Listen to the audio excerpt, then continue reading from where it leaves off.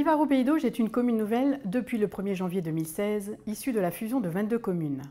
Avant sa création, les maires ont signé une charte dans laquelle ils ont défini son organisation, ses orientations, ses objectifs et donné un nouveau nom, celui de Livaro-Pays d'Auge.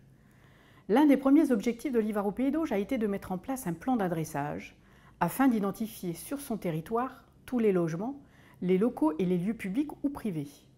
Ce plan d'adressage est passé par une étape de renommage dont les grandes lignes ont été expliquées clairement aux habitants.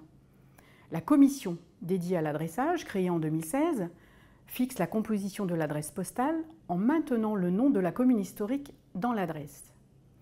Il est essentiel que la commission soit composée d'un représentant par commune, le maire ou son adjoint, pour entretenir un même niveau d'information. En effet, ils restent les interlocuteurs privilégiés de leurs habitants.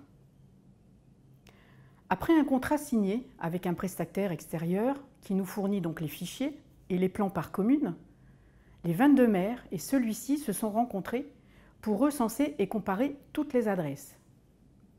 Les voies phonétiquement identiques, par exemple la rue de l'église, le chemin de l'église, sont renommées, de même que les doublons identifiés au cours du même rendez-vous. Les appellations existantes faisant référence à l'histoire et à la géographie locale sont privilégiées évidemment. C'est à ce moment précis que nous avons aussi travaillé avec les services fonciers pour avis. Cette étape fut précieuse car elle nous a permis d'avoir le regard d'un expert sur le travail que nous avions engagé. Quant aux habitants situés dans une voie ou chemin privé, en homonymie avec un autre lieu, la collectivité a consulté les familles pour leur proposer de choisir un nom, évidemment en harmonie avec l'ensemble du territoire de Livaro-Pays d'Auge. Et pour assurer un dernier contrôle des fichiers afin d'identifier les anomalies, les nouvelles constructions et les oublis, tout le monde a été mis à contribution. Les membres de la commission, les secrétaires de mairie, notre chargé de communication et moi-même.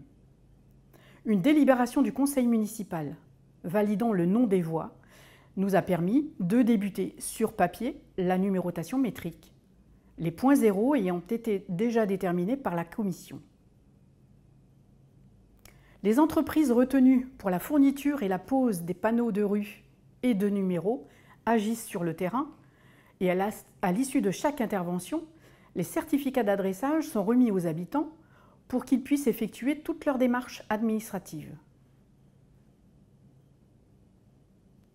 Même si vous pensiez avoir fini avec l'adressage, le travail n'est pas terminé, car il faut ensuite veiller au déménagement, aux ventes foncières, aux nouvelles constructions, pour en informer les agents en charge de la mise à jour des listes électorales, mise à jour demandée par l'INSEE.